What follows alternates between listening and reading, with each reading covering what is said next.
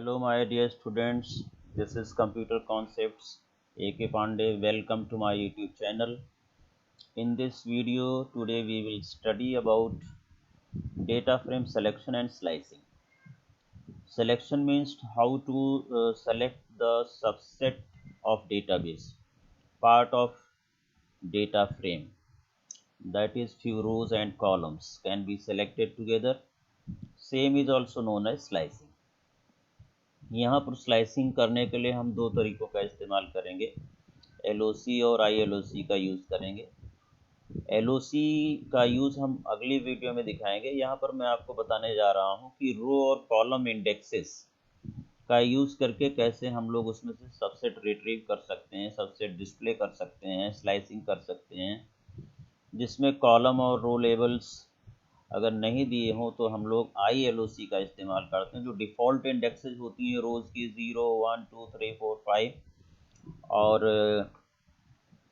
Columns की जो default indexes होती हैं 0, 1, 2, 3, 4, 5, उसके बेसिस पर हम लोग ILOC का इस्तेमाल कर सकते हैं। आइए देखते हैं कि कैसे ये ILOC का इस्तेमाल करके या without ILOC how can we retrieve the subset of data frame or how can we do the slicing. Before going to start the content, if you are new to the channel, please subscribe the channel so that you can get the latest notifications of coming videos. इस तरह की videos और exercises आपको समय समय पर मिलती रहेंगी, उसके अकॉर्डिंग आप प्रिपेयर कर सकते हैं। तो यहाँ देखते हैं एक डेटा फ्रेम बनाया गया है। इस वीडियो में आप यहाँ से देख सकते हैं create data frame from 2D dictionary having value as list. Import किया गया, एक डिक्शनरी क्रिएट की गई जिसमें स्टूडेंट्स का नाम, एवरेज मार्क्स और सेक्शन दिए गए हैं। एक डेटा फ्रेम बना दिया गया डिफ़ॉल्ट वैल्यूज़ के साथ। ये DF1 इक्वल टू पीरियड और डेटा फ्रेम डिक्शनरी1 पास कर दिया। डिक्शनरी प्रिंट DF1 करने के बाद आप देखते हैं 0, 1, 2, 3, 4 ये डिफ़ॉल्ट इंडेक्सेस रोज़ का आ गया और कॉलम्स में लेबल्स लग गए हैं। कॉलम्स में भी अगर डिफ़ॉल्ट इंडेक्सेस आते हैं नेस्टेड लिस्ट और 2D एरे से, तो उसका भी स्लाइसिंग किया जा सकता है थ्रू ILOC। तो आइए देखते हैं क्वेश्चन क्या है और कौन सा क्वेश्चन हमें करना है। सबसे पहले अब ये आपके माइंड में होना चाहिए कि ये डेटा फ्रेम है आपका, जिसमें 0, 1, 2, 3, 4 रो इंडेक्सेस हैं और कॉलम लेबल्स हैं students, average marks and section. Now first of all I will tell you selecting data using column labels और कॉलम हेडिंग। कॉलम के लेबल्स जो स्टूडेंट्स है, एवरेज मार्क्स है, सेक्शन है, इनका यूज़ करके हम लोग एक कॉलम या मल्टीपल कॉलम को कैसे डिस्प्ले कर सकते हैं, इस डेटा फ्रेम से कैसे स्लाइस कर सकते हैं, यहाँ से आप देखेंगे। जैसे पहला क्वेश्चन यहाँ दिया गया है डिस्प्ले एवरेज मार्क्स कॉलम, इसमें से एवरेज मार्क्स वाला कॉलम डिस्प्ले करना है। तो अगर एक भी कॉलम आप किसी डेटा फ्रेम से डिस्प्ले करते हैं तो वो सीरीज़ के फॉर्म में डिस्प्ले होता है, रिमेंबर इट। मल्टीपल कॉलम आप डिस्प्ले करते हैं तो वो सबसेट ऑफ डेटा फ्रेम, यानी वो भी एक डेटा फ्रेम होता है। तो here you can see print DF of square bracket के अंदर सिंगल कोट में कॉलम का नाम लिख दीजिए and your data frame will be displayed. I mean this column will be displayed with its indexes। और यहाँ पर ये जो डिस्प्ले हो रहा है ये सीरीज़ के फॉर्म में डिस्प्ले हो रहा है। यहाँ सीरीज़ का नेम जो है ये क्या आ रहा है, दिख रहा है आपको, एवरेज मार्क्स।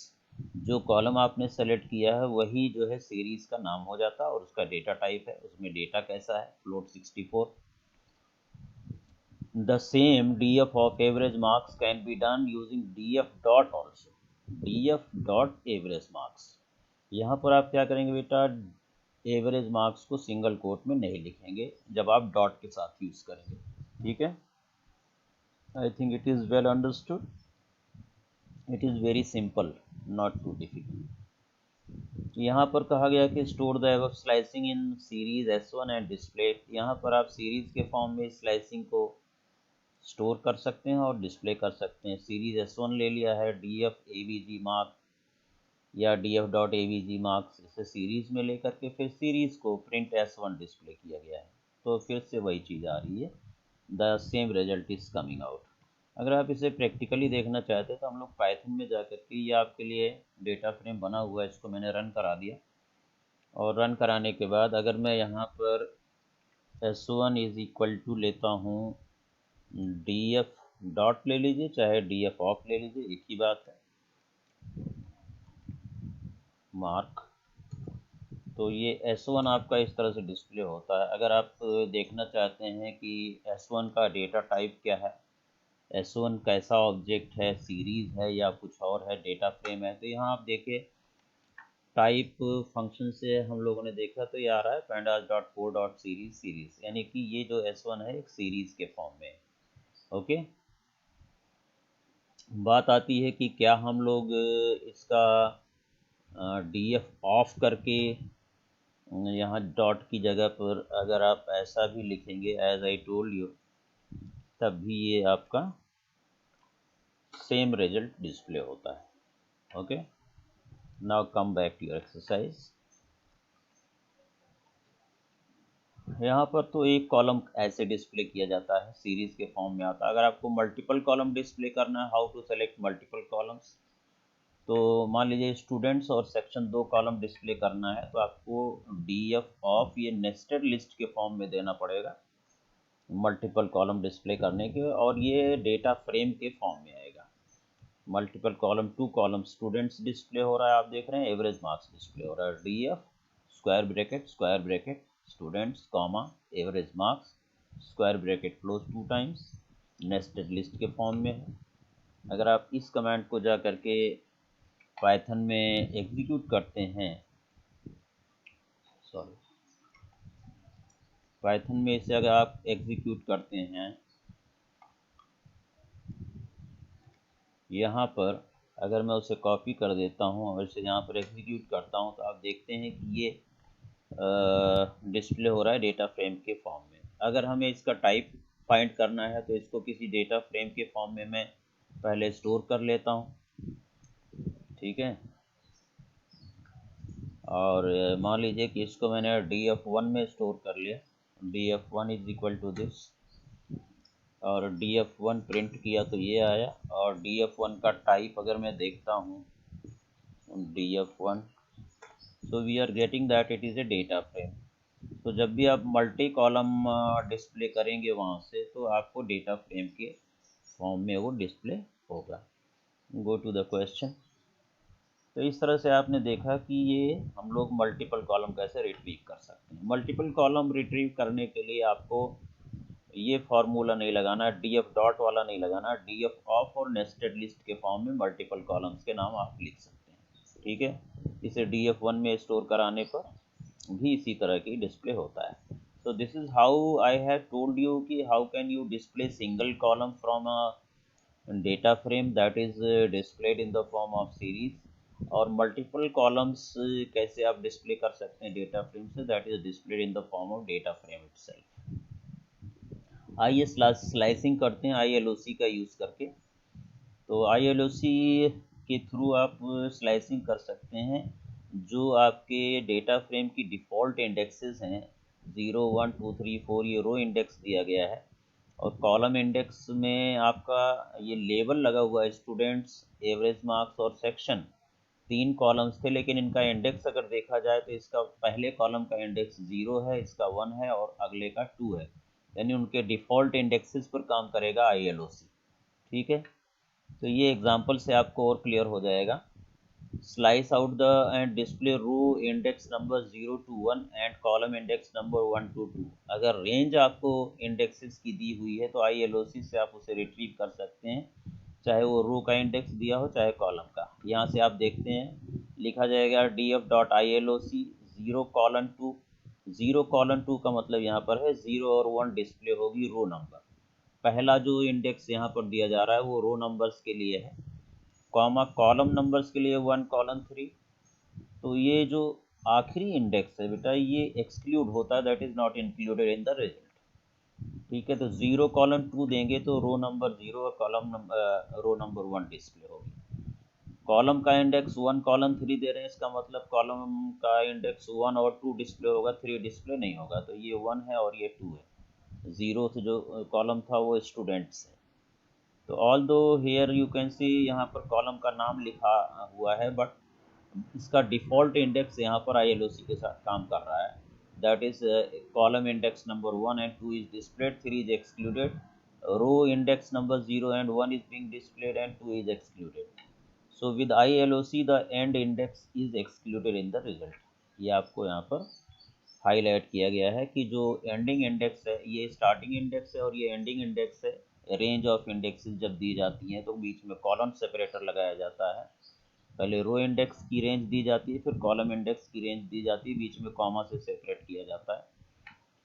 इसी तरह से आप इसको देखेंगे df.ILOC 2:4 का मतलब 2 और 3 डिस्प्ले होगा, रो नंबर 2 और 3 डिस्प्ले हो रही है। कॉलम नंबर 0 कॉलन 1, 0 कॉलन 1 का मतलब 1 तो एक्सक्लूड हो जाएगा, zeroth column is students that is being displayed. I think you might have followed it well. आइए नेक्स्ट करते हैं, slice out and display row index 2, 3, 4। मान लीजिए आपको 2, 3 और 4 इंडेक्स का की स्लाइसिंग करनी है, उसे डिस्प्ले करना है, तो हम सिंपली लिखेंगे, ये रो इंडेक्स दिया है, कॉलम इंडेक्स कुछ नहीं दिया, तो इसका मतलब सारे कॉलम्स आएंगे। तो यहाँ आप देख सकते हैं df.ILOC 2:5 यानी कि इंडेक्स नंबर 2, 3, 4, रो का index 2, 3, 4 is being displayed here but all columns. Similarly ये कमांड भी इसमें चलेगी, df.ILOC 2:5 कॉलन का मतलब ऑल कॉलम्स।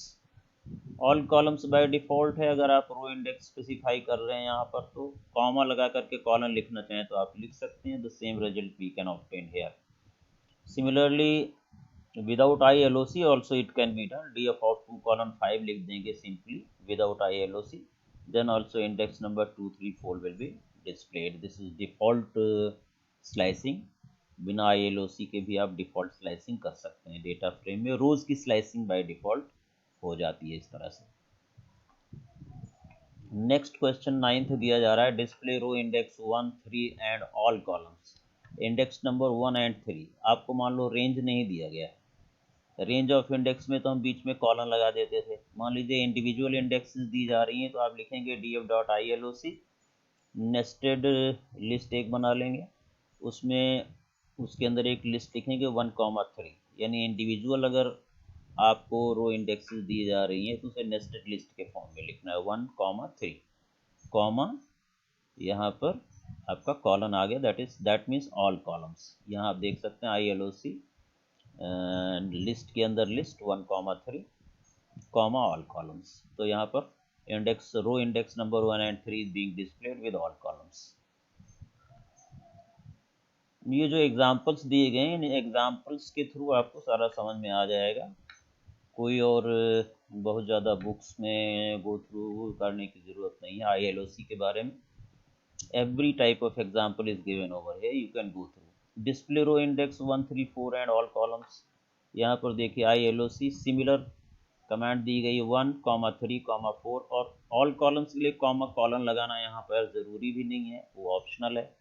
कॉमा कॉलन लगाएंगे तब भी आ जाएगा 1, 3, 4 रो इंडेक्स नंबर, और नहीं लगाएंगे तब भी ये नेस्टेड लिस्ट के फॉर्म में आप डिस्प्ले यहाँ पर कमांड लिख सकते हैं। 11th, अब कुछ कमांड्स यहाँ पर दी जा रही हैं without ILOC। Display all rows from bottom to top, bottom से टॉप की तरफ जिस तरह से आप लिस्ट में इंडेक्सिंग करते थे उसी तरह की इंडेक्सिंग यहाँ पर की गई है स्लाइसिंग के लिए।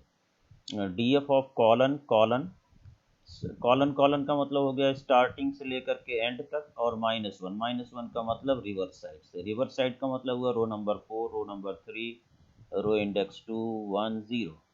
तो ये आपका जो डेटा फ्रेम है रिवर्स साइड से डिस्प्ले होगा, that means higher index row index to lower row index if you write -1। Okay, next देखिए, display all rows from top to bottom from index 0 to 4 etcetera. तो 0 मतलब आपका last index क्या है बेटा, 4 है, तो स्टार्टिंग से लेकर के एंड तक, स्टार्टिंग इंडेक्स, एंड इंडेक्स और स्टेप साइज 2, तो दो जंप करते हैं। तो 0 था आपका डिस्प्ले हुआ, उसमें 2 प्लस किया तो 2 आ गया। सेकेंड रो इंडेक्स डिस्प्ले हो रहा है और उसमें 2 प्लस किया तो 4 आ गया। तो आपका ये fourth index display, fourth row index display हो रहा है, which is the last row of this data frame. और ये 2 जो है स्टेप साइज है, तो start colon end column step size दिया जाता है। तो इस तरह से आप कितने भी रो इंडेक्स जंप करके अपना डेटा फ्रेम शो कर सकते हैं। इसे चाहे तो हम किसी डेटा फ्रेम में भी स्टोर कर सकते हैं, असाइन कर सकते हैं। ये जो कंटेंट डिस्प्ले हो रहा है this is also type of data frame itself. इस वीडियो का ये लास्ट क्वेश्चन मैंने दिया हुआ है, display all columns from row index 4 to -1, 4 से लेकर के -1 तक सभी रो इंडेक्स जो है 0 से लेकर के -1 तक, यानी स्टार्टिंग यहाँ से स्टार्टिंग दे दिया, एंडिंग -1 दे दिया। आप जानते हैं जिस तरह से इंडेक्सिंग आपका लिस्ट में या टपल में या स्ट्रिंग्स में होती थी कि रिवर्स साइड से -1 इंडेक्स शुरू होता था। जैसे ये 3 है, मान लो यहाँ चौथा होता तो यहाँ पर -1 -2 -3 -4 -5 इस तरह से इंडेक्स यहाँ पर भी चलता है। तो अगर आप लिखते हैं स्टार्टिंग से लेकर के -1 तक, दैट मीन्स -1 मीन्स 4, है ना। -1 का मतलब चौथा इंडेक्स, रो इंडेक्स। तो 0 से लेकर के दैट मीन्स कहाँ तक, 3 तक आएगा। 0 से लेकर के ये 3 तक डाटा आपका डिस्प्ले हो रहा है।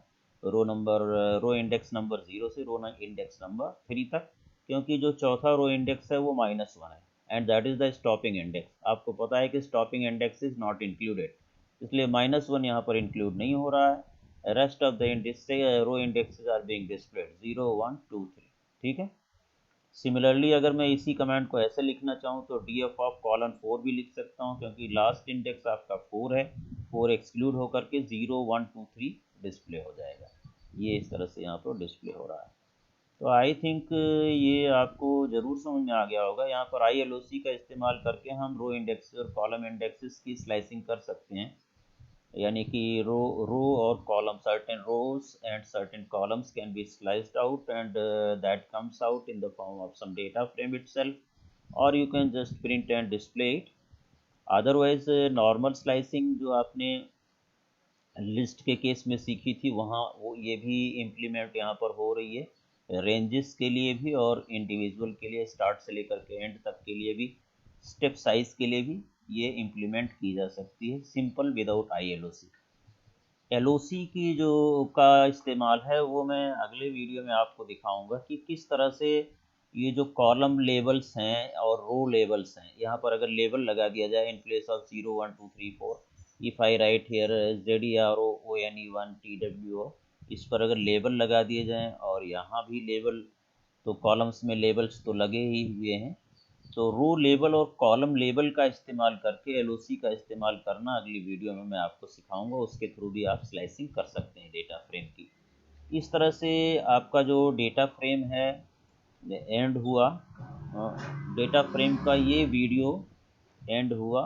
अगर आपको ये वीडियो पसंद आया तो शेयर और लाइक करना ना भूलें, और किसी तरह की कोई कमेंट है तो कमेंट बॉक्स में लिख सकते हैं। और ये वीडियो देखने के लिए आपका बहुत बहुत धन्यवाद। Thank you very much for watching the video।